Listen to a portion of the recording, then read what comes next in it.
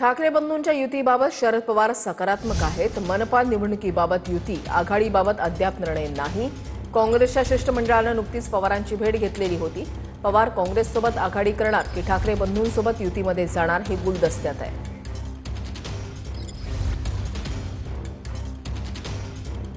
अक्षय मणकणी आमचे प्रतिनिधी अधिक माहिती देतील। अक्षय। रुचाली, काँग्रेस मुंबई महानगरपालिकेमध्ये एकला चलोरेच्या भूमिकेत असतानाच मुंबई काँग्रेसच्या शिष्टमंडळाने अलीकडेच शरद पवार यांची सिल्वर ओकवरती भेट घेतलेली होती आणि खरं तर सातत्याने मुंबई महानगरपालिकेच्या निवडणुकीत आघाडी म्हणून राष्ट्रवादी काँग्रेस पक्ष आणि काँग्रेस पक्ष हा सातत्याने निवडणुकीमध्ये उतरत असतो। त्यामुळे काँग्रेसकडनं आघाडीसाठी राष्ट्रवादी काँग्रेस शरदचंद्र पवार पक्षाला विचारणा करण्यात आली होती।